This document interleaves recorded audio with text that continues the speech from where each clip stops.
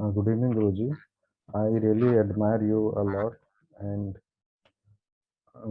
I also want to help my friends and people who are in depression and can't open up with everyone.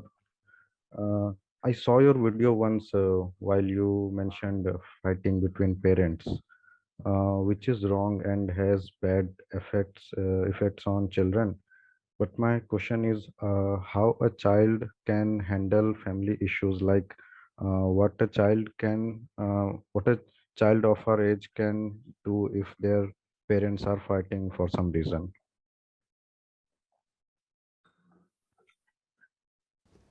How young is the child?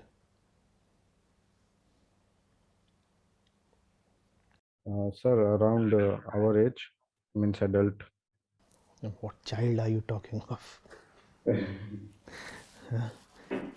That changes everything. No? Who is the child here? You don't say. Sir, actually, the question was like, means since it's not for me, means I'm just asking for a reference if someone is having the issue, how can I help like that? So if a child is smaller, then means he can't be he can't do much, but uh, for us, he can take some steps. So I would uh, like to hear from you. So what you are saying is there is a young man in the family, 25 years or so, and there is disquiet between the parents. Yes, sir. Right. Now, first of all, stop thinking of them as your parents. Uh, Sir, actually, means one of my close friend is having this kind of I issue. That's understand. I why. understand. I am addressing that person. I am addressing the entity in problem. So when I will be saying your parents, I do not mean Hanan's parents. Yes, sir. You are asking on behalf of somebody. I am addressing that entity. Now you are 25. Your parents are like 48 or 52 or 55 something, right? Now why must you think of them primarily as your parents? Factually it might be true, on paper it might be true. Somebody asks you what's your relationship with that person, and you have to write, obviously fill in the form, he is my father, and name of the mother, you fill in the name of the mother. But when you look at a person as your father or as your mother, would it be then possible for you to look at that person as a person?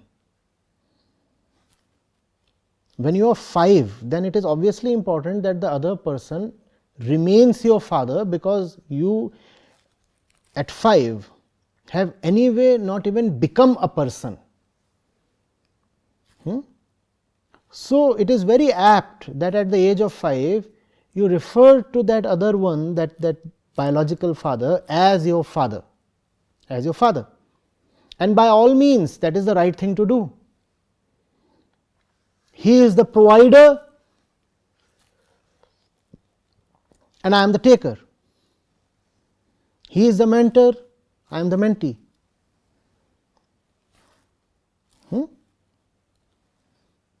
He holds the umbrella, I walk in its shade. That is the basis of the relationship at that age, correct? And there is nothing wrong in that relationship, because that is the biological mandate. What else can you do at the age of 5? Somebody has to hold the umbrella for you, somebody has to take care of you and provide for you. But when you are 25, why must you still look at the other as your father? Is it not only unreal but also unloving? Think of it. If calling someone your father implies a sense of the other holding the umbrella for you, why do you still want to call the poor 50-year-old as your father? You still want him to provide for you. You still want him to carry the umbrella for you. You still want him to hold your finger and act as your sire. Is it not unjust? Is it not exploitative? Think of it.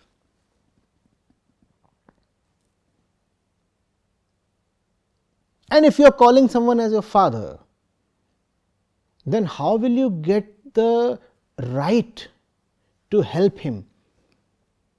Because the very definition of father-son relationship implies and sets in stone who the helper is going to be. In the father-son relationship, the father has to be the helper and the son has to be the helped. But you do want to help your father, don't you? Now you cannot help your father remaining a son. If you remain a son, then help will flow just one way, from the father to the son. If help has to flow the other way or both ways, then two persons have to relate to each other. And by the time you are 18 or 20, it behoves you to relate to the other as a person.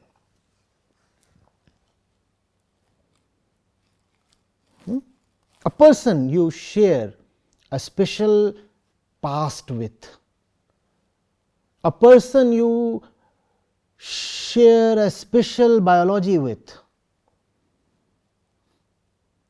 a person probably you would want to be friends with, your father, your mother.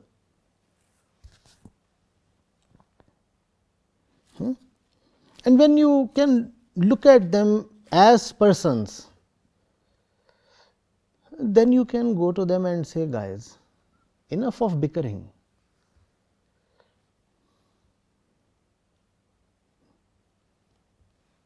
Your nonsense is making my head reel. Come on, both of you, I'll drive you out for dinner. This is not something easy to say to parents, but you can say this to friends. No? Otherwise, you will just keep complaining, oh, what do? I am a child and my papa and my mummy are fighting.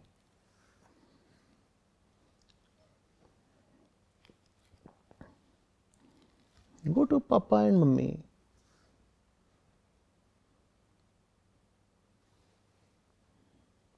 Put one hand each around there and carry them both out for dinner. Yes, sir. Equally, they should know that there is an adult in the house now. An adult. You can afford to misbehave with each other in front of your son. But do you fight with each other in presence of other adults? It becomes difficult, right? So let them know that there is an adult in the house who is looking at them with mature eyes, an adult who can read them. And remember that you indeed are an adult, because the consciousness, by the time it hits 15 or 18, has all the potential that a 50-year-old has.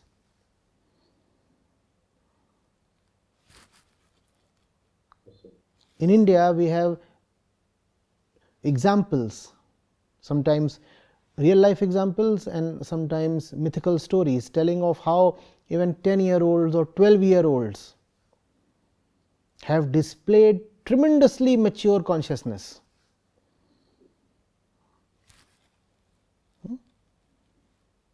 And if indeed more than your body you are consciousness, then why should you keep counting the age of just the body? and keep thinking of yourself as half the age of somebody else. If you indeed are consciousness, as we all are as human beings, then it's not your biological age that counts. It's the depth of your consciousness that counts. And in the dimension of consciousness, who is a father and who is a mother? All that matters is how you are as a human being, how grown up, how wise.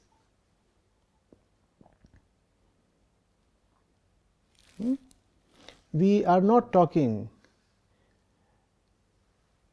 of dethroning the parents. We are not talking of taking away their rights. We are not talking of disentitling them.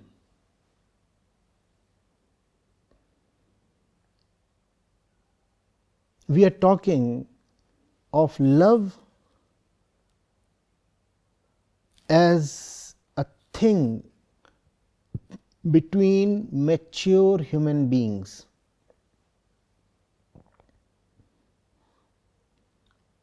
Getting it?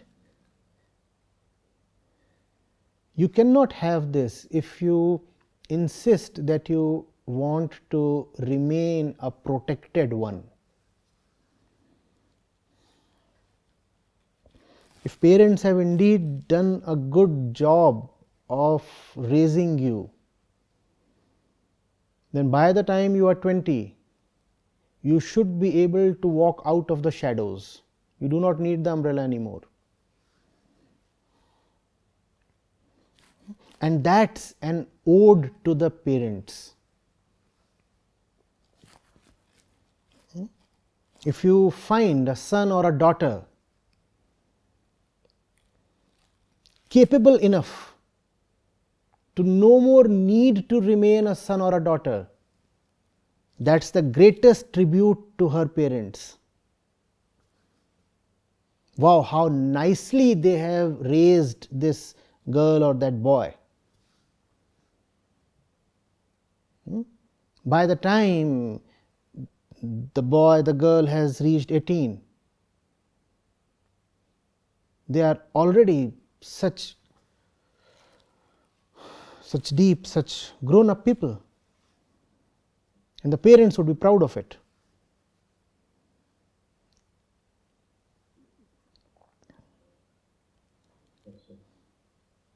Am I making sense, or is it all just Yes, sir. Yes, sir. general I blabber? understood everything.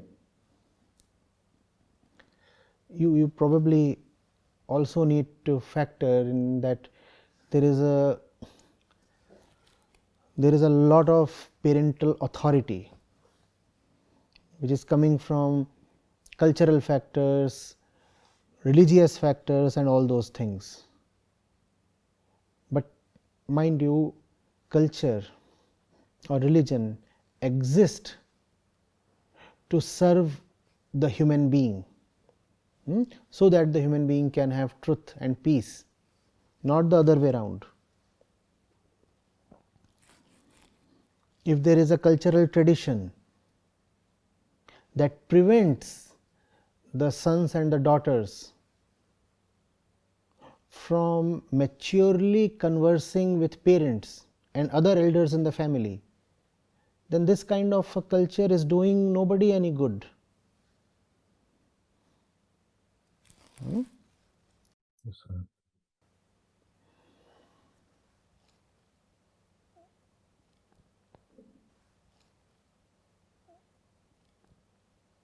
Thank you, sir. You don't look thankful.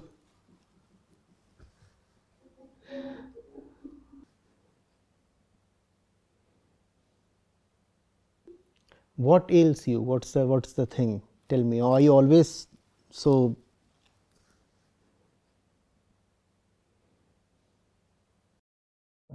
I didn't got you.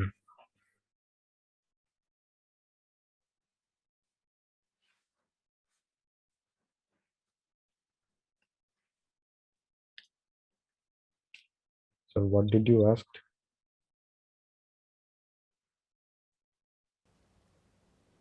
Nothing. We'll speak again. Yes, sir, definitely. See you. Pranam Acharya ji. Are you able to hear me? Yes.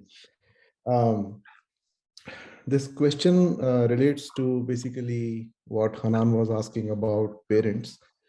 Um, so there are twofold things, and normally I'm very succinct in asking questions, but today I will require some time to explain. Um, one is that the pet dog in the family, he had to be euthanized yesterday. And also my friend's father passed away yesterday night. And he had been struggling for last 10 years. They started the funeral arrangements even when um, he was alive. And yesterday he passed away. And that brought me to a sudden kind of realization um, how fragile his life is, and it's just in a moment it goes like that. So there are two parts of the questions. One is that I'm feeling kind of very silent inside, and not able to take away my mind from um, the thought of death.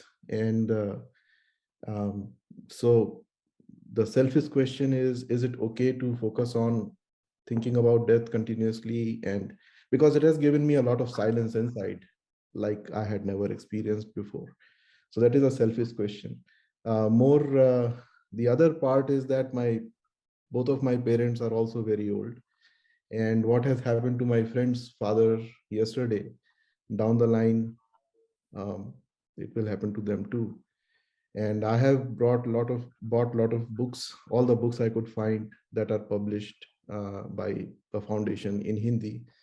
I've got all the books sent to them, and I ask them to read them as much as they can.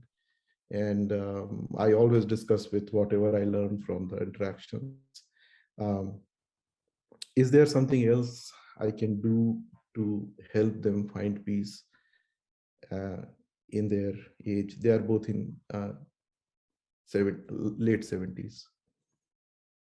I don't know if I'm able today. I'm not as articulate as I normally am. I hope I have expressed the question well enough. No, you have expressed yourself nicely. See, obviously, death is a fact, and it's an ever present fact. Ever present, not merely in the sense that in every moment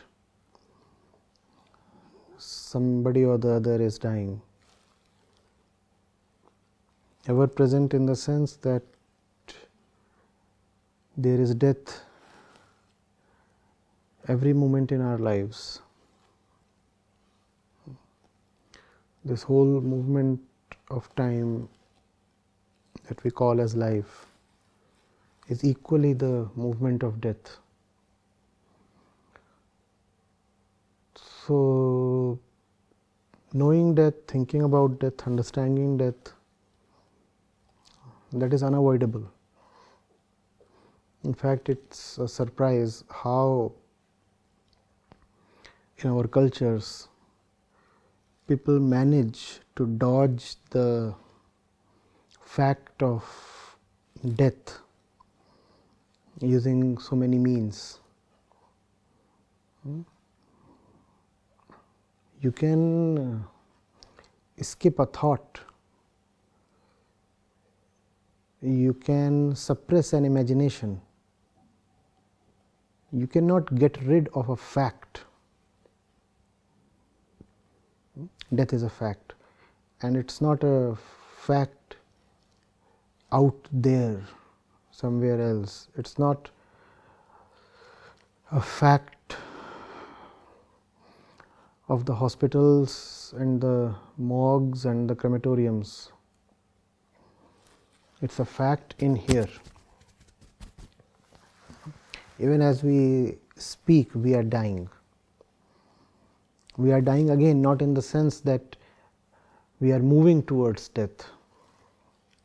We are constantly dying. We are constantly dying, and new selves are emerging. Right now, you are not the same person you were 5 minutes back. I'll not be the same person 5 minutes hence. Probably 5 minutes is too small a length to acknowledge how complete is the change in the self. But when you extend the time scale to 5 years, it becomes relatively easier to see.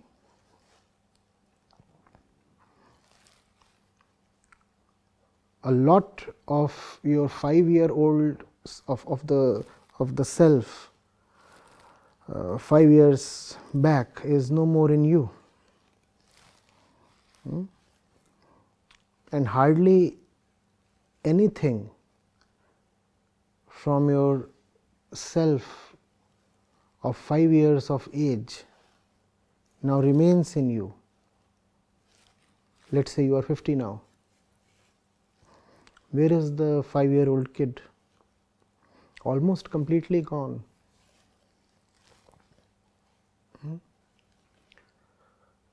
So obviously there is death. It's just that memory gives an impression of continuation. Memory makes us feel as if we are the same person we were 5 years back or 25 years back. Otherwise, obviously, things come and go, and we are coming and going.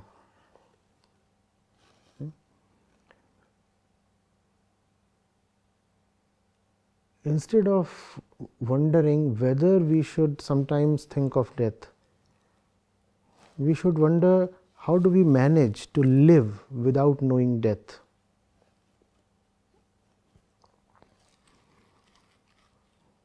Knowing death must be a mandate very early on in life, probably the first thing in life. Remember Kathopanishad?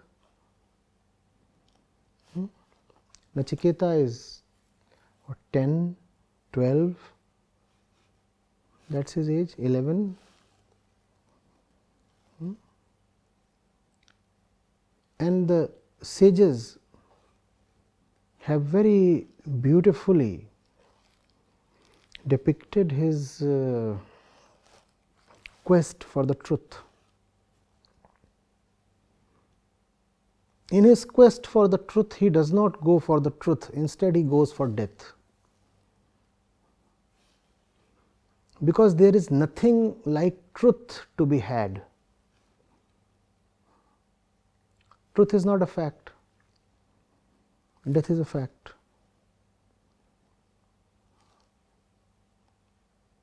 For the sake of the truth, Nachiketa goes to death.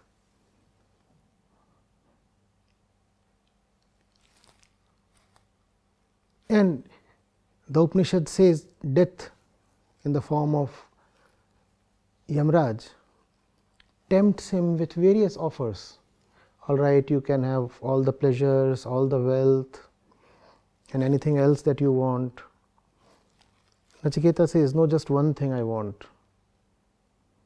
I want to know what is death. Death says, well, you can ask for many other things. You are such a beautiful and talented little kid. The kid insists, no, death, because that's the only thing that means something in life. And if you cannot know that, where is life?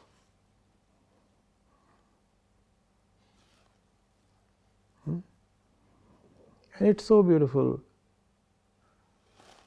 so utterly beautiful. When the kid insists, I want to know death, you know what Yamaraj tells him? Yamaraj tells him what is life.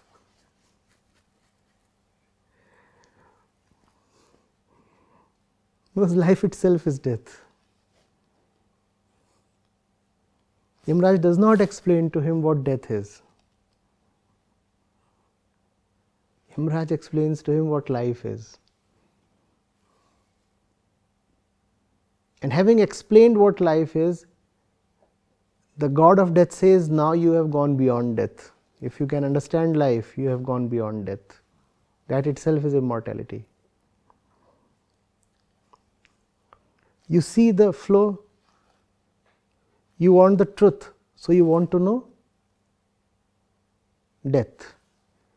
And when it comes to knowing death, all you need to know of is life. Someone who is ignorant of death has to be someone who is not conscious of life at all. And anybody who is honest towards this business of living will have to necessarily penetrate this thing called death.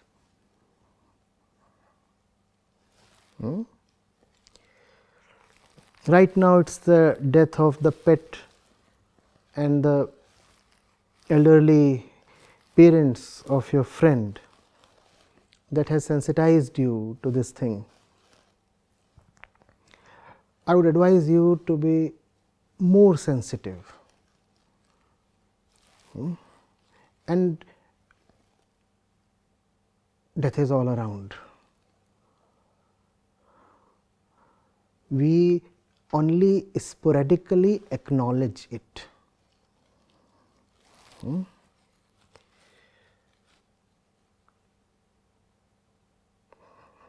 You can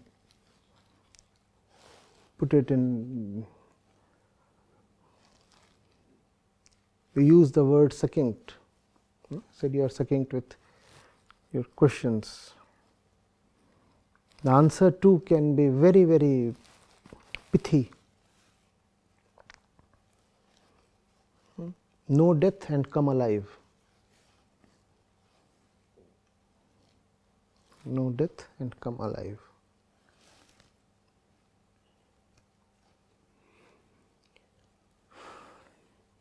Obviously, all the literature that you are gifting your parents is useful. But equally, you need not talk directly about death.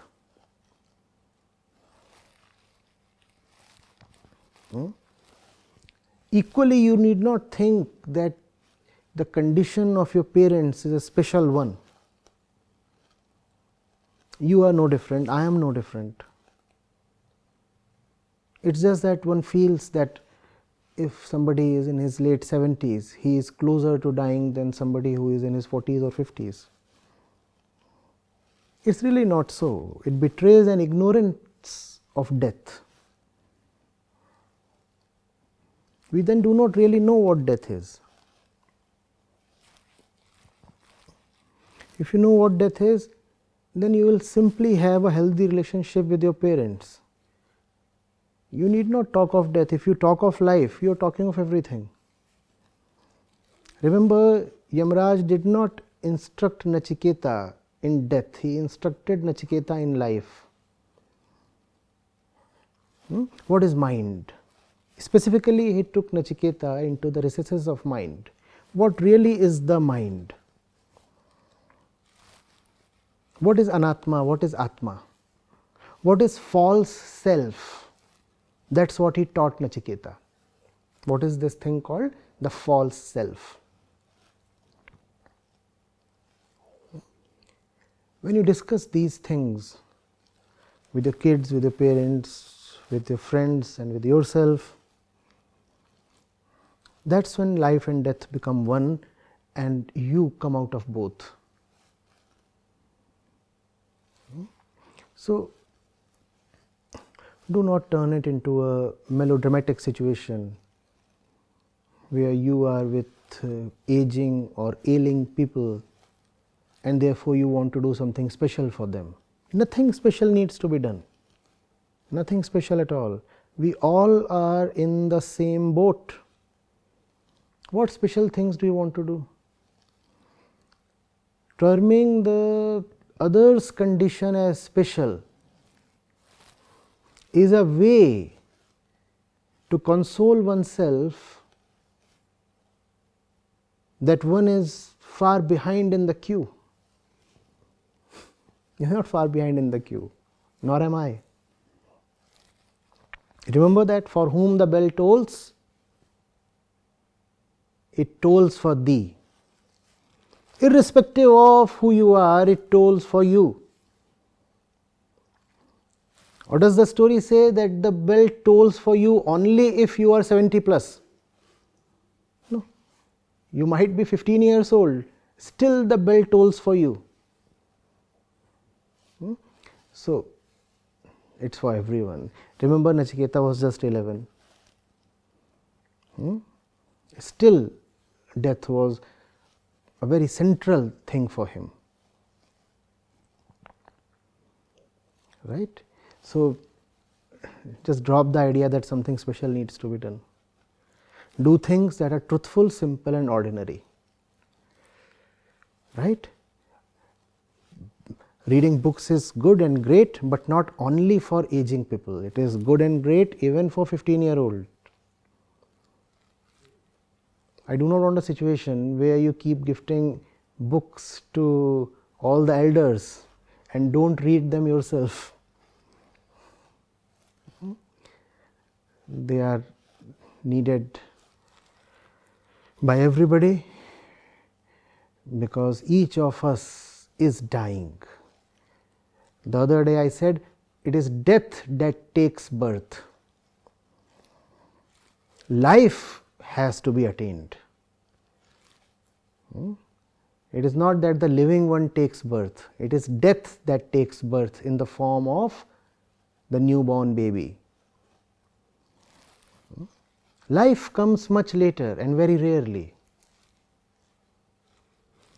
And life comes only if there is a determined effort to come alive. Otherwise, there is just death. And it is so interesting and intriguing that death wants to avoid looking at death.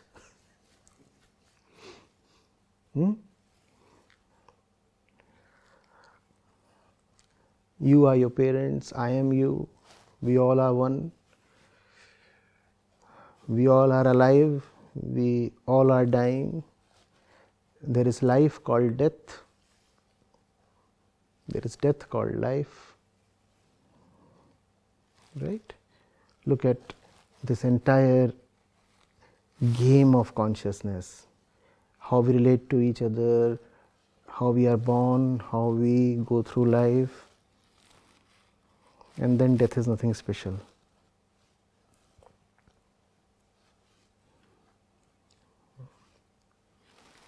Not sure if it helps, but I hope it does.